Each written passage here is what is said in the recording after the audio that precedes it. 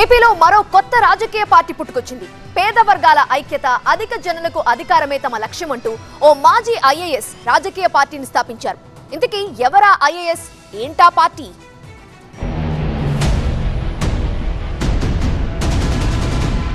Liberation Congress కొత్త పార్టీని స్థాపించిన మాజీ ఐఏఎస్ విజయ్ కుమార్.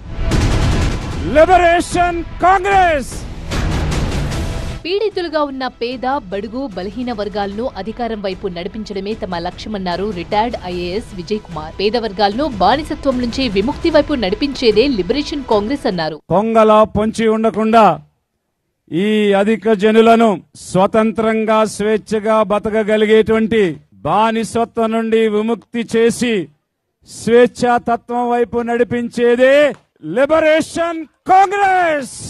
లిబరేషన్ కాంగ్రెస్ ఒక చక్రంలో 8 ఊసలతో పార్టీ జెండాను రూపొందించారు. ప్రగతి, మానవత్వం, స్థిరత్వానికి ఇది చిహ్నమన్నారు.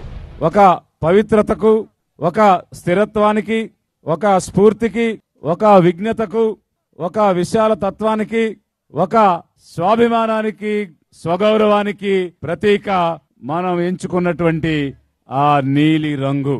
తమ పార్టీ ఏ ఒక్కరికి వ్యతిరేకం కాదని, దోపిడీ, ఆధిపత్య, అణచివేత విధానంపైనే తమ పోరాటమన్నారు. ఒక పదవి కోసమో, ఒక అవకాశం కోసమో తాను రాజకీయాల్లోకి రాలేదంటున్నారు. నిస్వార్థంగా, నిష్పక్షపాతంగా, నిజాయితీగా అధిక జనుల కోసం పనిచేస్తారన్నారు. పదవులు, సంపాదన అనేలా ఇప్పుడు రాజకీయాలున్నాయి.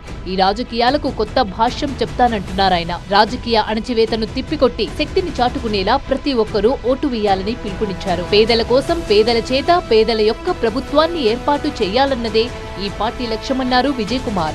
సమాజంలో శాంతి, సమానత్వ స్థాపన కోసం ఎస్సీ, ఎస్టీ, బీసీ, మైనారిటీ వర్గాలు కదలి రావాలని పిలుపునిచ్చారాయన.